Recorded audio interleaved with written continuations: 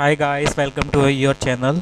सो अभी तक हम एसएफएम के 4 चैप्टर कर चुके हैं। इसके अलावा हमने सीए फाइनल के बाकी सारे सब्जेक्ट भी कवर करते हैं, जिसमें आपका SFM, SCMT, DT, IDT, FR, law और ऑडिट है। आप जाके चैनल पर देख सकते हैं और आप फ्री वीडियोस का फ़ायदा उठा सकते हैं।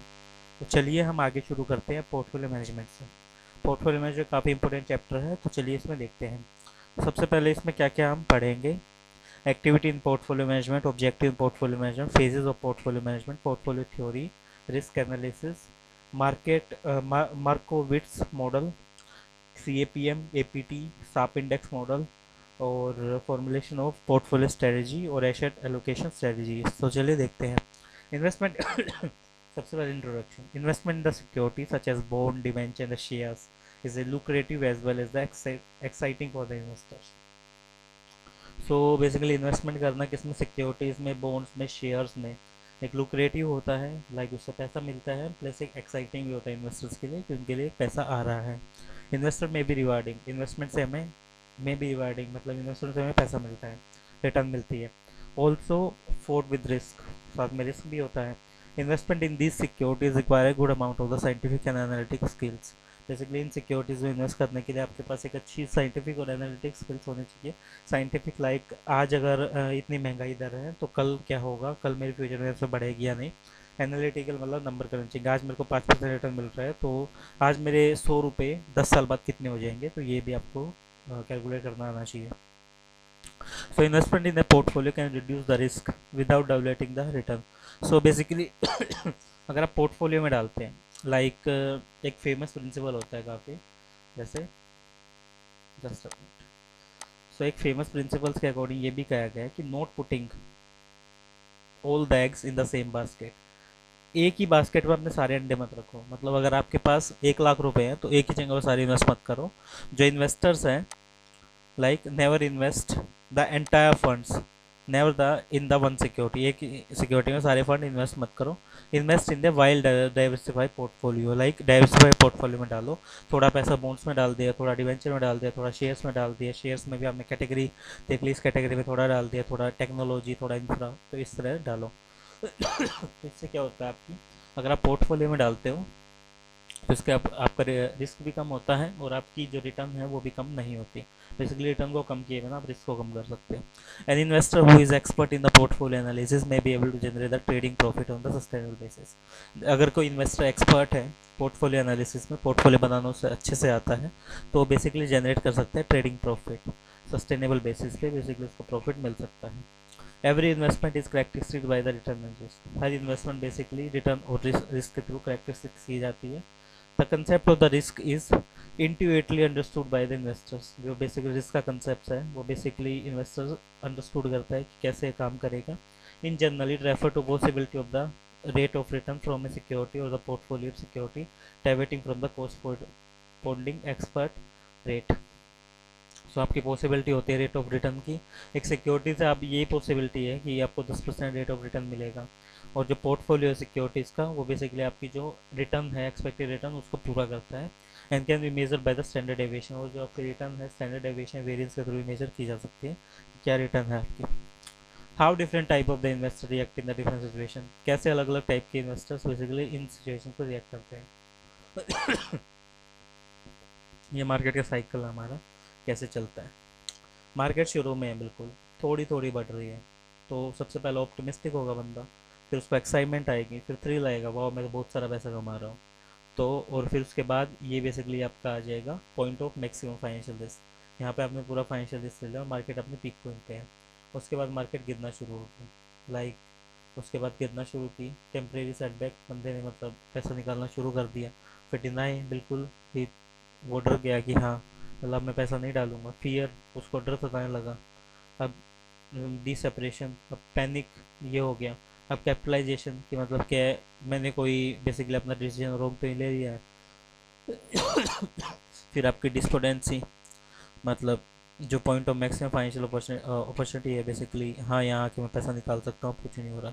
उसका डिप्रेशन होगा उस बंदे को, फिर एक होप थोड़ी थोड़ी ऊपर बढ़ी, वो होप जागेगी, मतलब हाँ अभी थोड़ी मार्केट ऊपर जा सकते हैं, रिलीफ, फिर उसके बाद रिलीफ होगा उसको, हाँ ठीक है मार्केट ऊपर गई, उसका और ऑप्टिमिज्म फिर से वो सही हो जाएगा कि हाँ मेरा पैसा आ गया। तो ये पॉसिबिलिटीज़ हो सकती है। तो activities in the portfolio management, activities क्या क्या होती है पोर्टफोलियो मैनेजमेंट में? 3 major activity involve in the formation of the optimum portfolio. 3 activities की जाती हैं बेसिकली आपका ऑप्टिमम पोर्टफोलियो बनाने में, जो सुटेबल है किसी भी इन्वेस्टर के लिए। सिलेक्शन ऑफ सिक्योरिटीज, सबसे पहले सिलेक्शन करना सिक्योरिटीज़ का, कौन से सिलेक्ट में सिक्योरिटीज़ में इन्वेस्ट करूँगा, शेयर्स में, बॉन्ड्स में, डिवेंचर्स में, किस में डालूंगा। Construction of the all feasible portfolio with the help of the selected security, एक बार सिक्योरिटी सेलेक्ट कर ले उसके बाद एक पोर्टफोलियो बनाओ कि कौन सा पोर्टफोलियो अच्छा रिटर्न दे सकता है। डिसाइडिंग द वेट और the proportion of the different consequent securities in the portfolio so that it is the optimal portfolio of the concern investors. Basically decide करो अपना वेट और प्रपोर्शन डिफरेंट सिक्योरिटीज़ के हिसाब से portfolio में, जिसके हिसाब से आप एक ऑप्टिमम पोर्टफोलियो बना सको एक कंसर्न इन्वेस्टर्स के लिए। डिसाइड करो वेट्स एंड प्रपोर्शंस को और इस डिफरेंट कॉन्सिक्वेंस के हिसाब से, और इसके हिसाब से आप अपने पोर्टफोलियो बना सको। Activities are directed to achieve the optimum portfolio investment concept with the risk affect to the investors. Basically activities की जाती हैं एक ऑप्टिमम पोर्टफोलियो को अचीव करने के लिए, जो बेसिकली रिस्क है इन्वेस्टर्स के regarding. Objective of the portfolio management, objective क्या है पोर्टफोलियो मैनेजमेंट का, important objective of portfolio management क्या है? Security or the safety of principal. Basically, security not only involve the keeping the principal sum intact, but also the purchasing power. Security basically वही नहीं होती कि आप अपने जो प्रिंसिपल सम है उसको एक अपने पास रखो, लेकिन जो आपकी परचेजिंग पावर है वो भी आपकी होनी चाहिए। तो उसको भी आप प्रिंसिपल बोल सकते हो कि आपकी परचेजिंग पावर भी होनी चाहिए कि आप कितना खरीद सकते हो। Stability of income, to facilitate the planning more accurately and systematically the reinvestment और consumption of the income. Basically अपनी प्लानिंग को फैसिलिटेट करते हुए ये देखो एक्यूरेटली सिस्टमेटिकली कि आपकी जो इनकम है वो किस तरह आप बना सकते हो, कैसे कंज्यूम हो सकती है। Capital growth, it can be attained by reinvesting in the growth securities और through the purchase of growth securities. तो कैपिटल ग्रोथ के थ्रू ये भी देखो कि आपकी जो री इन्वेस्टमेंट हो रही है ग्रोथ सिक्योरिटीज़ में या आपकी परचेज हो रही है ग्रोथ सिक्योरिटीज़, वो कैसे की जा रही है और किस हिसाब से आपकी कैपिटल ग्रो हो रही है, जितना आपने पैसा लगाया था वो ग्रो हो भी रहा है नहीं। Marketability, the case with which a security can be bought or sold, essential for providing a flexibility to the investment portfolio. Basically ये आपके ज़रूरी है आपको फ्लेक्सिबिलिटी प्रोवाइड करने के लिए इन्वेस्टमेंट पोर्टफोलियो के लिए कि आप कैसे बेसिकली अपनी फ्लेक्सिबिलिटी प्रोवाइड कर सकते हो इन्वेस्टमेंट करने के लिए अपने पोर्टफोलियो को। तो मार्केटेबिलिटी भी डिपेंड करती है। लिक्विडिटी और नियरनेस टू द मनी, ये डिज़ायरेबल है इन्वेस्टर के लिए कि आप एडवांटेज लो अट्रैक्टिव अपॉर्चुनिटीज़ की, जिसके थ्रू आपकी मार्केट में बेसिकली लिक्विडिटी आ सके और आप पैसा कमा सको। डाइवर्सिफिकेशन, सबसे बेसिक ऑब्जेक्टिव होता है कोई भी पोर्टफोलियो बनाने के लिए सबसे पहले आपको अपना रिस्क को रिड्यूस करना पड़ता है और आपकी ताकि जो कैपिटल है वो ख़त्म ना हो, और जो इनकम है आप उसी के थ्रू आप इनकम अपनी तभी जनरेट कर सकते हो जब अलग अलग various type of securities invest करोगे अलग अलग इंडस्ट्रीज़ में। फेवरेबल टैक्स स्टेटस, बेसिकली आप इफेक्टिव यील्ड आपकी तभी निकलेगी लाइक आपने 10% की इनकम कमाई उसमें से 6% टैक्स दे दिया, तो आप ये देखो कि आपकी जो टैक्स स्ट्रक्चर है कौन सा फेवरेबल है, कहाँ पे मिनिमम टैक्स बर्डन है। तो आप ये देखो कि minimising the tax burden yield can be effective improve. Basically आप ये देखो कि आपका टैक्स बर्डन कहाँ पे मिनिमाइज हो रहा है, उसके अकॉर्डिंग ही आप काम करो। ये नहीं है कि आप मतलब टैक्स पे किए जा रहे हो और उसके अकॉर्डिंग आप फिर जो चीज़ें हैं वो करने की सोचते हो, उससे आपका जो टैक्स स्ट्रक्चर है वो भी पूरा बिगड़ जाएगा। Phases of the portfolio management, portfolio management के क्या क्या फेजेस हो सकते हैं? पोर्टफोलियो मैनेजमेंट एक प्रोसेस है, बेसिकली इसके अंदर 5 फेजेस होते हैं, हर फेज में एक इंटीग्रल पार्ट होता है पूरी प्रोसेस का, और जो सक्सेस है पोर्टफोलियो मैनेजमेंट पे डिपेंड करती है एफिशिएंसी पे जो बेसिकली की जा रही है हर फेज के अकॉर्डिंग। सिक्योरिटी एनालिसिस क्या होता है? जबकि सिक्योरिटी अवेलेबल है इन्वेस्टर्स को इन्वेस्टमेंट करने के लिए, वो बेसिकली नंबर्स या टाइप्स के हिसाब से काफ़ी ज़्यादा है। जो सिक्योरिटीज़ है क्लासीफाई की जाती है ओनरशिप के बेसिस पे, लाइक आपकी जो सिक्योरिटी आपकी क्लासीफाई की जाती है कई बार ओनरशिप के बेसिस पे, लाइक आपकी इक्विटी शेयर्स में ज़्यादा ओनरशिप है, इक्विटी शेयर्स हैं आपके उसमें आपकी ओनरशिप ज़्यादा होती है, फिर प्रेफरेंस है, फिर डिबेंचर है, फिर बॉन्ड्स है। लेकिन अब के टाइम में रिसेंट टाइम में number of the new security with the innovative feature available in market, काफ़ी सारी नई सिक्योरिटीज़ आ गई है, like convertible debenture, deep discount bond, zero coupon bonds और फ्लेक्सी बॉन्ड, जो और GDR ग्लोबल डिपॉजिट रिसिप्ट और यूरो करेंसी बॉन्ड, ये एग्जांपल है नई सिक्योरिटीज़ के। और बेसिकली इन सिक्योरिटी में इन्वेस्टर चूज़ करता है कि वो कंसिडर करेगा कौन सी उसके लिए बेटर रहेगी। So investor has to choose those when consider worthwhile, कौन सी उसके लिए बेटर रहेगी इन्वेस्टमेंट इंक्लूड करने। और डिटेल एनालिसिस दिया जाएगा हर सिक्योरिटीज़ का जो इन्वेस्टमेंट करने के लिए अवेलेबल है। जो सिक्योरिटी एनालिसिस है बेसिकली इनिशियल फेज में पोर्टफोलियो मैनेजमेंट फॉर्मेशन प्रोसेस के वो इसमें एग्जामिन किए जाते हैं रिस्क और रिटर्न की। लाइक शुरू में क्या देखेगा वो, लाइक सिक्योरिटी एनालिसिस में शुरू में एनालाइज करेगा, शुरू में देखेगा वो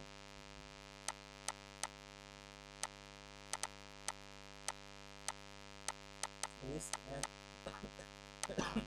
रिटर्न को, risk and return of the security देखेगा। और जो सिंपल स्ट्रेटजी है जिसके थ्रू सिक्योरिटी इन्वेस्टमेंट की जा रही है अंडर प्राइस सिक्योरिटीज़ के बेसिस पे, और उनको बेचेगा ओवर प्राइस पे। बेसिक प्रॉब्लम क्या है कि अंडर प्राइस और ओवर प्राइस को कैसे आइडेंटिफाई करें,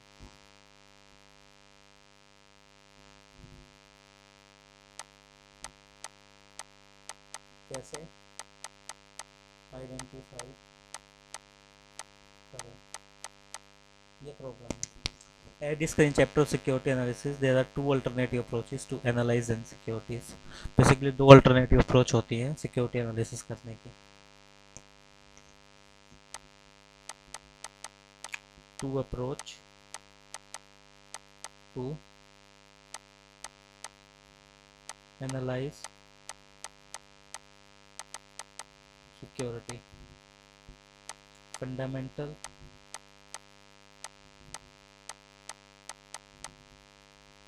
और दूसरी है टेक्निकल।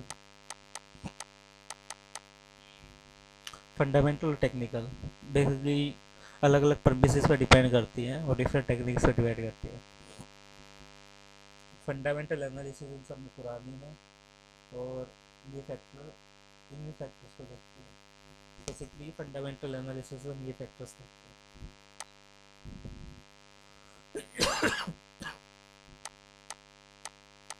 फंडामेंटल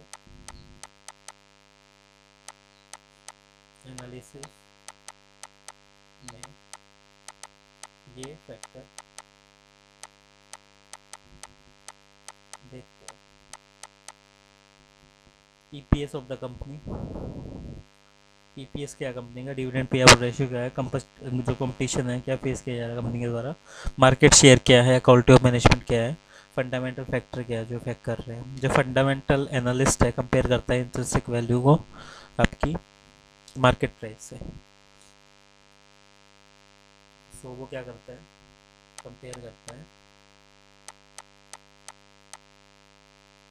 कंपेयर करता है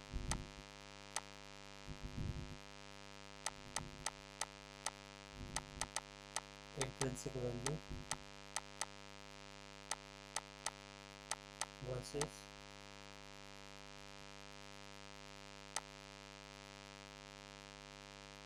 मार्केट प्राइस।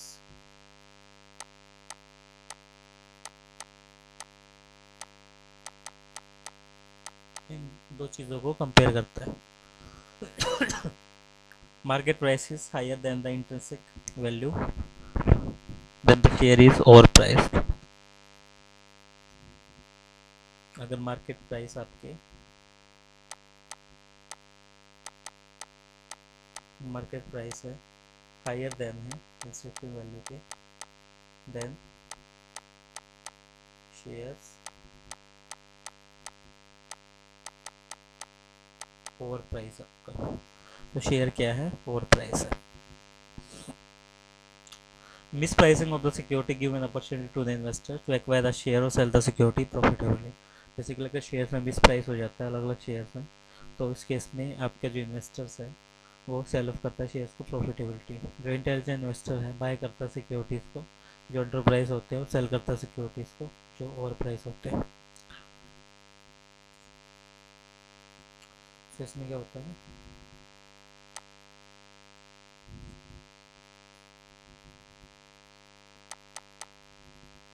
बाय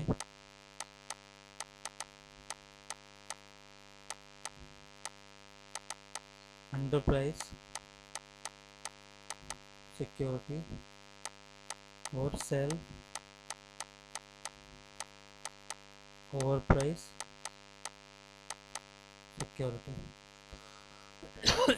तो सेकंड अप्रोच होते हैं सिक्योरिटी एनालिसिस की, टेक्निकल होती है। सो जो प्राइस मूवमेंट है सिस्टमेटिकली और कंसिस्टेंट पैटर्न के हिसाब से काम की जाती है। जो पास मूवमेंट है प्राइस की वो हेल्प करती है ट्रेंड्स को, पैटर्न्स को आइडेंटिफाई करने में, और जो आपके एफर्ट मेड किए जा रहे हैं वो प्रेडिक्ट करती है फ्यूचर मूवमेंट को।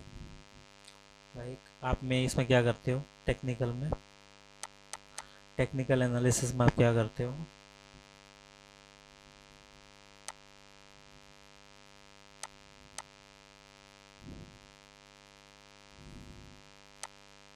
इसमें देखते हो trends and patterns. Like technical analysis में क्या करेंगे,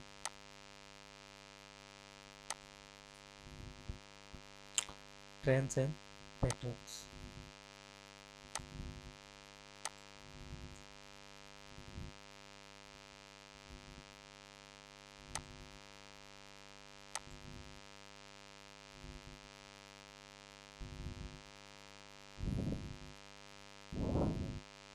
जो भी हमारे ट्रेंड्स आ रहे हैं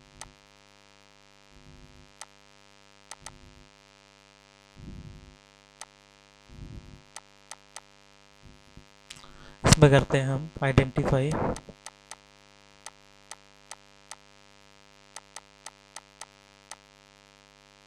trends and patterns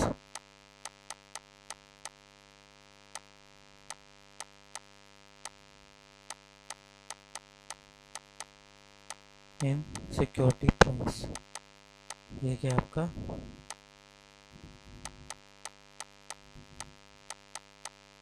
technical analysis, ये है हमारा टेक्निकल एनालिसिस। तो ऐसे अलग अलग चीज़ें काम करती हैं। सो आपको वाइड डाइवर्सिफाई पोर्टफोलियो बनाने के लिए अगर आपको एक वाइल्ड डाइवर्सिफाई पोर्टफोलियो बनाना है तो अनसिस्टमेटिक रिस्क आपको एलिमिनेट करना पड़ेगा, और जो सब्सिक्वेंटली मिटिगेट होगा। जो इन्वेस्टर्स है वो सिलेक्ट करेगा सिक्योरिटीज़ को डाइवर्सिफाई इंडस्ट्री में, और जो बेसिकली स्ट्रॉन्ग पॉजिटिव कोरिलेशन नहीं होता जिनके बीच में। जो एफिशिएंट मार्केट हाइपोथेसिस है वो होल्ड करेगा शेयर प्राइस मूवमेंट को, जो रैंडम है और सिस्टमेटिक नहीं है। फंडामेंटल और non technical basically value generating trading activities हैं जो सस्टेनेबल बेसिस पे की जा रही हैं, और जो आपका सिक्योरिटीज़ है लॉन्ग टर्म में सस्टेनेबल बेसिस पे वो देखी जाएंगी। जो अपॉर्चुनिटी है आपकी, opportunity all the time, although with the duration are decreasing, only the smart investor can look to book the gains। इसलिए जो आपकी अपॉर्चुनिटीज़ हैं ड्यूरेशन के टाइम पर डिक्रीज होंगी, और जो स्मार्ट इन्वेस्टर्स हैं वो बेसिकली लुक फॉर देखेंगे आपकी गेम्स को जो कंसिस्टेंटली किए जा रहे हैं शुक्र मार्केट डील्स के थ्रू। तो ये चीज़ें हम देखेंगे कैसे कैसे काम करती हैं। नेक्स्ट हमारा portfolio analysis. Once a security for the investment have been identify, एक बार आपने सिक्योरिटी आइडेंटिफाई कर ली, the next step is to combine these to form a suitable portfolio. Each portfolio has its own specific risk and return, which are not just aggregate or the characteristic of individual security। Her portfolio का अलग risk और return होता है जो basically aggregate नहीं होता हर एक individual securities के हिसाब से। जो आपका रिटर्न और रिस्क है हर पोर्टफोलियो का वो मैथमेटिकली कंप्यूट किया जाता है रिस्क रिटर्न प्रोफाइल के हिसाब से। और जो आपकी सिक्योरिटीज़ हैं वो इंडेफिनिटली large number of portfolio can be constructed by the fraction, और जो आपकी सिक्योरिटीज़ हैं वो अलग अलग पोर्टफोलियो के हिसाब से कंस्ट्रक्टेड की जाएंगी, और जो फ्रैक्शन है और टोटल इन्वेस्टेड रिसोर्सेज हैं वो एलोकेट किए जाएंगे हर एक सिक्योरिटी में। लाइक एक बार आपने सिक्योरिटी सेलेक्ट कर ली, उसके बाद आपको यहाँ पे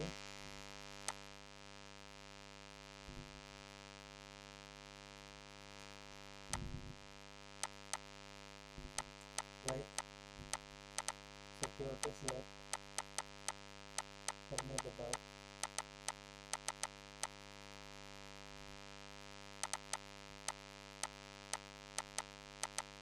कंबाइन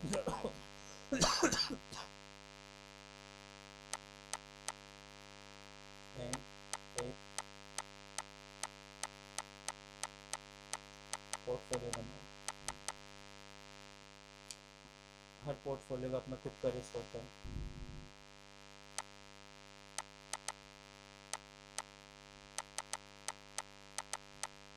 पोर्टफोलियो है और specific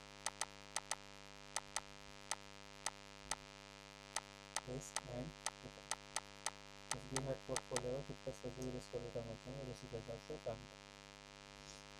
portfolio selection goal of the rational number of investors to identify the efficient portfolio out of the whole set of the feasible portfolio। इसलिए गोल क्या होता है आपके रैशनल इन्वेस्टर्स का, आइडेंटिफाई करो एफिशिएंट पोर्टफोलियो को इन इतने सारे पोर्टफोलियोज में से।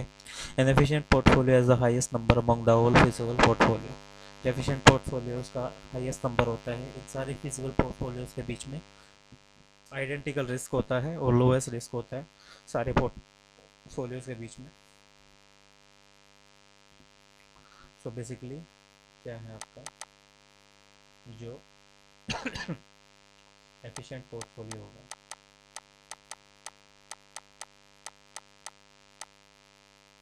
एफिशिएंट पोर्टफोलियो आपका उसका क्या होगा यहाँ पे,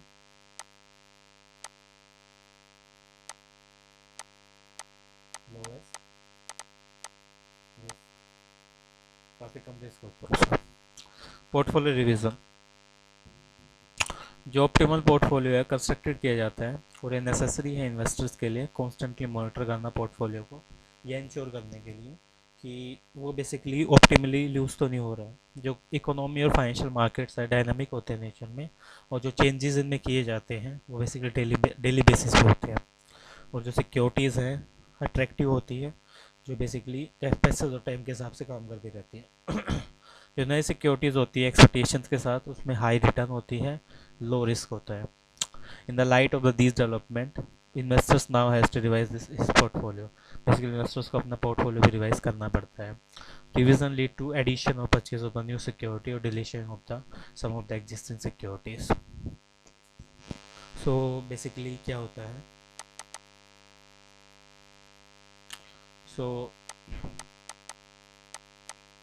सिक्योरिटी ऐड या डिलीट करना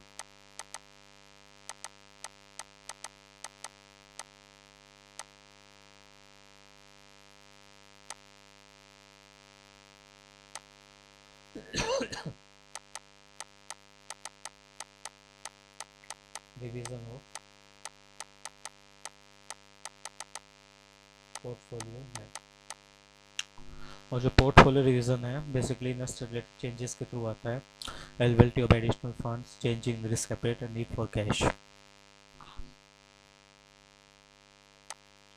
एडिशनल फंड्स होते हैं आपके उसके थ्रू आता है। पोर्टफोलियो रिवीजन एक कैजुअल प्रोसेस नहीं है, ये कैरिड आउट की जाती है क्लियर और साइंटिफिकली और ये इंश्योर करने के लिए रिवाइज पोर्टफोलियो के हिसाब से। पोर्टफोलियो इवैल्यूएशन, पोर्टफोलियो इवैल्यूएशन कैसे होता है, जो process is concern with assessing the performance of the portfolio over the selected period of time. Basically आपकी जो प्रोसेस है की जाती है कि आपका जो प्रोसेस है जो परफॉर्मेंस है पोर्टफोलियो की सिलेक्टेड पीरियड ऑफ टाइम के साथ रिटर्न और रिस्क उसकी क्वांटिटेटिव मेजर देगी एक्चुअल रिटर्न के हिसाब से। और जो रिस्क पोर्टफोलियो के द्वारा बोर्न किया जा रहा है, ऑब्जेक्टिव क्या होता है इसका, एक ऐसा पोर्टफोलियो बनाना जिसको पेडिकली रिवाइज किया जा सके और आपकी जो रिटर्न है उसको मेंटेन किया जा सके। ये बेसिकली मैकेनिज्म प्रोवाइड करता है आइडेंटिफाई करने के लिए वीकनेस इन्वेस्टमेंट प्रोसेस में और इम्प्रूव करने के लिए डेफिशिएंसी एरियाज। जो पोर्टफोलियो मैनेजमेंट प्रोसेस है एक ऑनगोइंग प्रोसेस है और सिक्योरिटी एनालिसिस के थ्रू ये बेसिकली पोर्टफोलियो कंस्ट्रक्शन में हेल्प करती है और पोर्टफोलियो रिवीजन और एवल्यूएशन में हेल्प करती है कि कैसे सारी चीज़ें काम की जाती है। तो इससे आगे देखते हैं नेक्स्ट वीडियो में। जय हिंद।